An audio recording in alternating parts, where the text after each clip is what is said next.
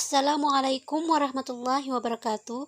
Hai, apa kabar? Semoga kita selalu dalam lindungan Allah Subhanahu wa Ta'ala. Video kali ini membahas tentang bab 3, budidaya ikan konsumsi, prakarya SMP kelas 9 semester 1. Materi ini berdasarkan buku siswa prakarya kelas 9 terbitan Kemdikbud edisi revisi 2018. Pokok bahasan budidaya ikan konsumsi itu kita bagi menjadi 2 video, di mana pada video pertama ini akan membahas tentang komoditas ikan.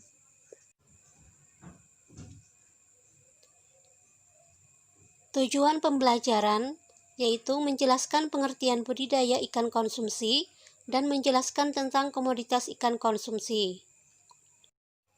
Selanjutnya kita masuki bahasan kita tentang budidaya ikan konsumsi. Budidaya ikan dimaksudkan untuk menyediakan ikan dalam memenuhi kebutuhan pangan sebagai sumber protein, selain dari kegiatan penangkapan ikan di laut atau di sungai. Kebutuhan pangan sumber protein yang berasal dari ikan itu terus meningkat, sehingga menjadi peluang dalam pengembangan budidaya ikan. Konsumsi sendiri adalah ikan yang dibudidayakan untuk tujuan konsumsi atau sumber pangan. Contohnya antara lain lele, gurami, bawal, nila, belut, kerapu, dan bandeng, dan masih banyak lagi ikan lainnya. Nah, untuk budidaya ikan konsumsi, budidaya ikan disesuaikan dengan geografis wilayah setempat. Dibedakan menjadi daerah dataran tinggi dan rendah, maka yang dibudidayakan adalah ikan air tawar. Untuk daerah pantai, muara sungai atau rawa payau, maka dibudidayakan ikan air payau. Yang ketiga, untuk daerah laut yang terlindungi ombak dan gelombang seperti teluk, selat, dan perairan dangkal, maka dibudidayakan ikan laut.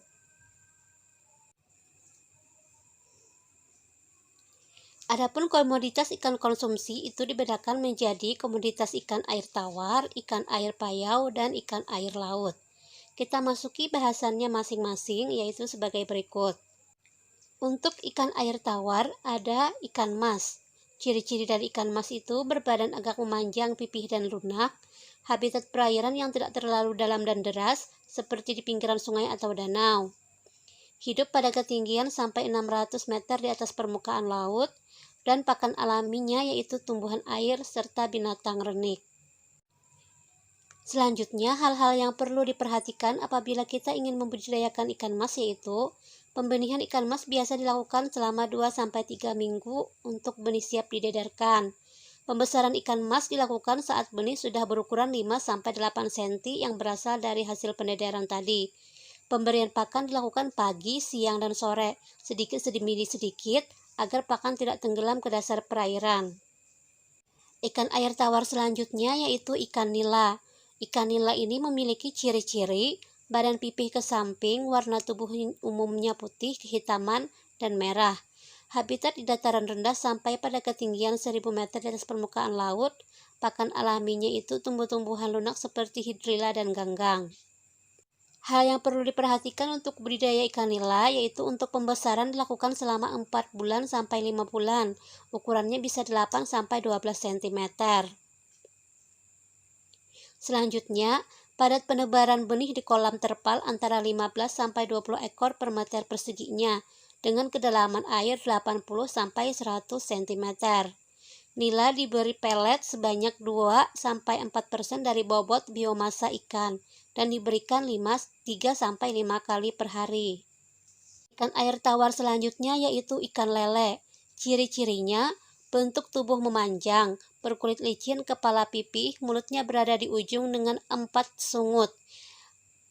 Sirip ekor dan perut membundar.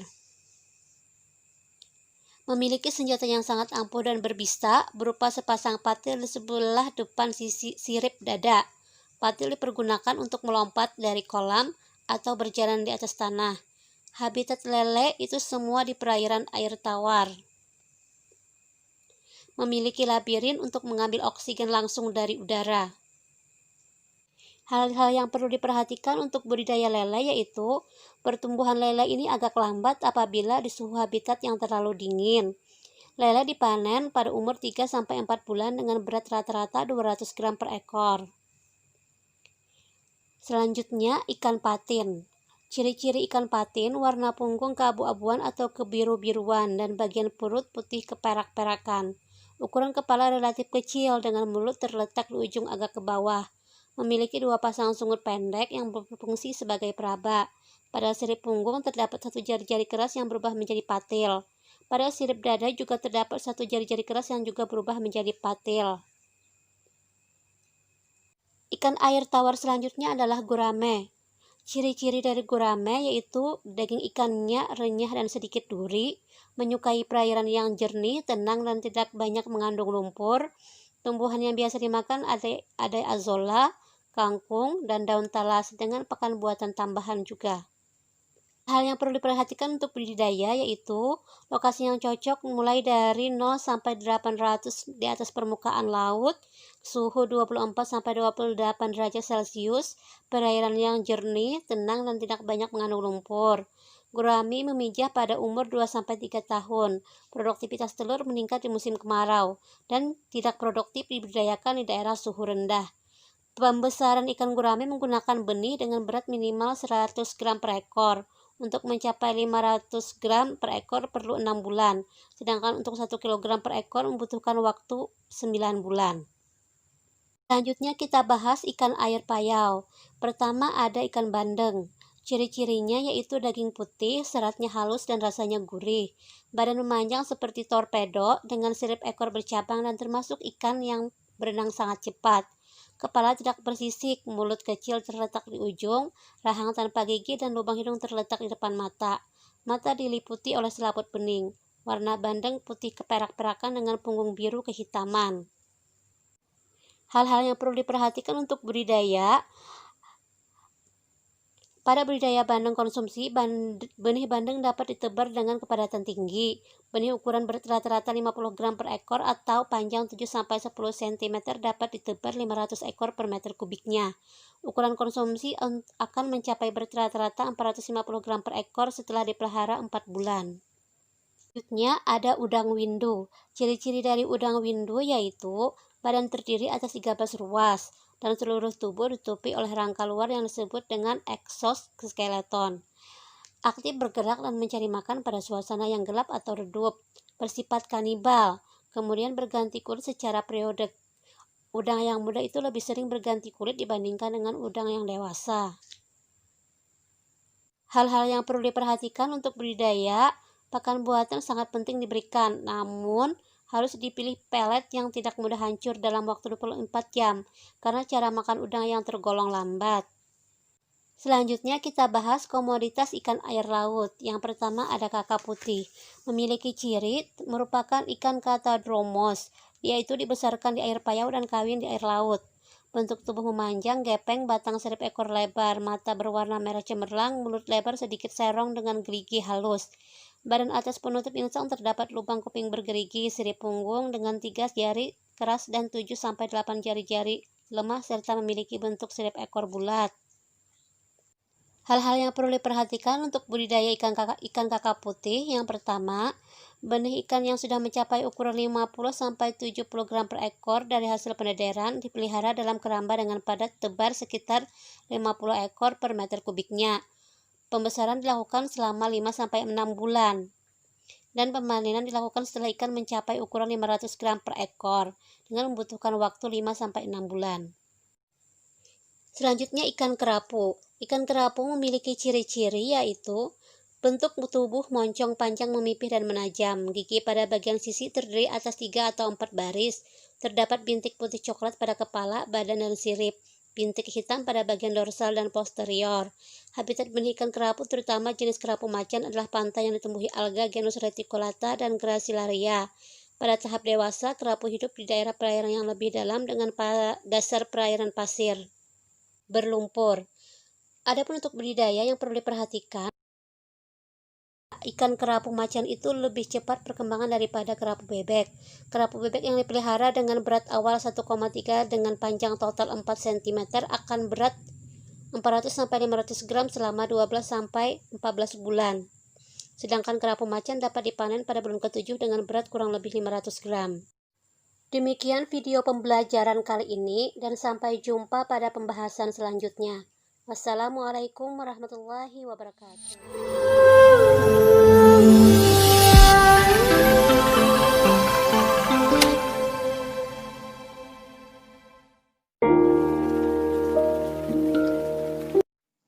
Assalamualaikum warahmatullahi wabarakatuh. Hai, apa kabar? Semoga kita selalu dalam lindungan Allah Subhanahu wa Ta'ala. Video kali ini merupakan kelanjutan dari pembahasan budidaya ikan konsumsi prakarya SMP kelas 9 semester 1. Adapun pustaka yang diambil yaitu dari buku siswa prakarya kelas 9 terbitan Kemdikbud edisi revisi 2018. Pada video kali ini kita membahas budidaya ikan konsumsi, yaitu pada bagian teknik budidaya. Kalau pada sebelumnya kita sudah membahas tentang komoditas-komoditas ikan konsumsi. Adapun tujuan pembelajarannya yaitu dapat menjelaskan sarana dan peralatan budidaya ikan konsumsi. Kita masuki pembahasan kita tentang sarana dan peralatan budidaya ikan konsumsi. Hal-hal yang pertama harus kita perhatikan untuk budidaya ikan konsumsi yaitu bahan. Bahan ini meliputi benih ikan, benih atau bibit ikan. Selanjutnya ada pakannya, air yang digunakan, pupuk, kapur, dan juga obat-obatan. Kita bahas yang pertama tentang benih. Benih yang digunakan sebaiknya pilihlah yang sehat. Benih yang sehat itu memiliki ciri-ciri bergerak aktif, tidak cacat, dan memiliki sisik yang utuh. Untuk penebaran benih ikan, kepadatan pada tiap meter persegi wadah ditentukan oleh jenis ikan dan sistem budidayanya. Apakah itu sistem ekstensif, semi-intensif, dan intensif.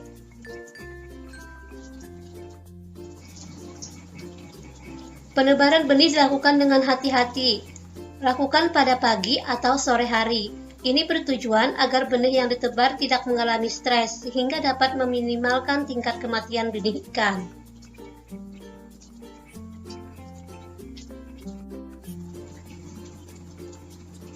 Pada proses penebaran dilakukan proses aklimatisasi dengan tujuan agar ikan dapat melakukan adaptasi suhu air.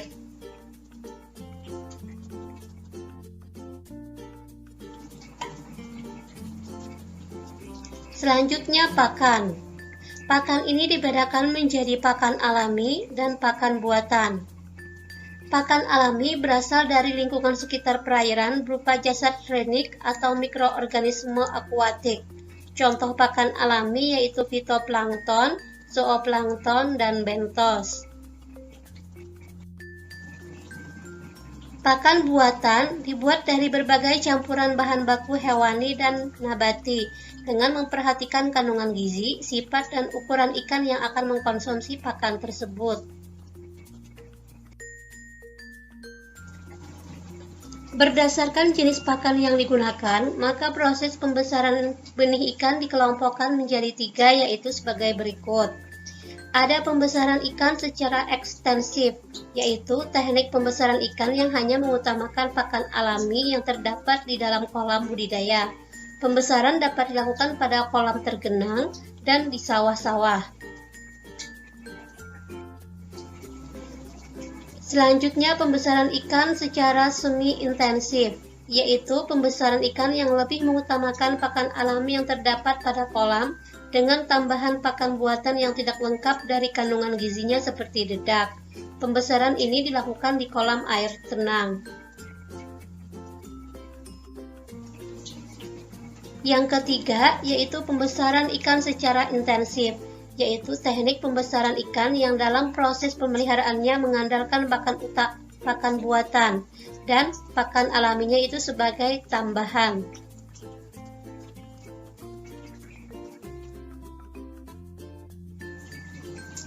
Pemberian pakan itu harus memperhatikan kebutuhan dan waktu serta caranya. Berikan pakan sedikit demi sedikit agar dapat dimakan habis sebelum pakan itu tenggelam ke dasar kolam. Pakan diberikan disesuaikan dengan besarnya mulut ikan. Jumlah pakan buatan yang diberikan selama sehari berkisaran antara 0,3 sampai 0,5% dari bobot tubuh ikan atau bobot target panen. Hal yang perlu diperhatikan selanjutnya adalah pupuk.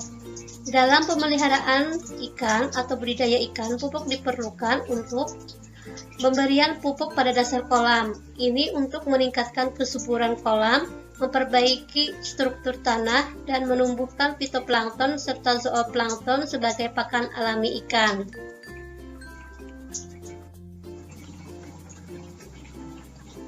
Jenis pupuk yang digunakan bisa pupuk alami atau pupuk kandang berasal dari hewan sapi, kerbau, itik, dan ayam yang sudah dikeringkan. Pupuk buatan yang dapat digunakan adalah urea, ZA, TSP, KCl, dan NPK.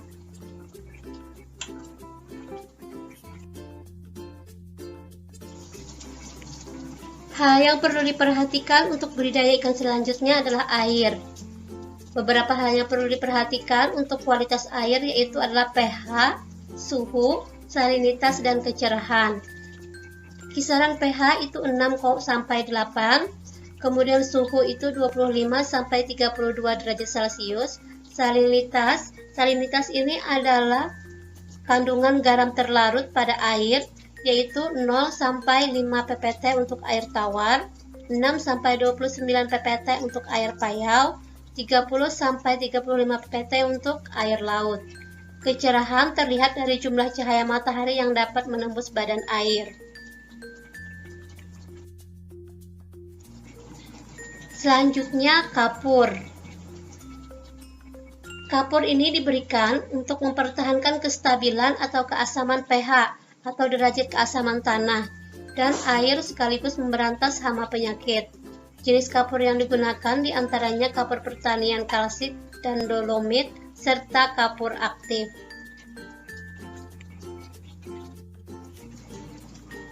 Selanjutnya, obat-obatan. Obat-obatan ini dapat diberikan untuk pencegahan dan penanggulangan hama dan penyakit, bisa jenis alami dan bisa juga obat-obatan buatan. Obat alami berasal dari ekstrak tumbuhan, bisa tembakau, akar tuba, kipahit, dan daun pepaya. Obat buatan berasal dari zat kimia yang hanya mematikan sumber penyakit, bukan ikan, serta mudah terurai.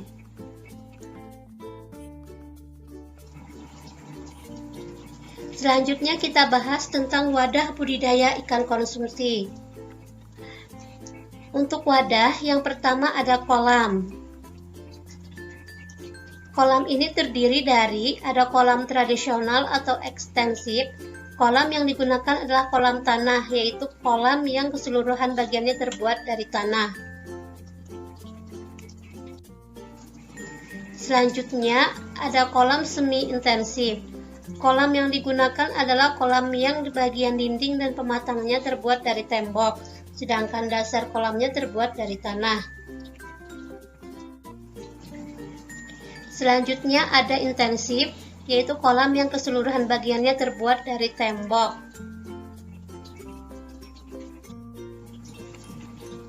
Jenis kolam ditentukan berdasarkan proses budidaya dan fungsinya. Ada kolam untuk pemijahan, penetasan, pemeliharaan atau pembesaran, dan kolam pemberokan induk.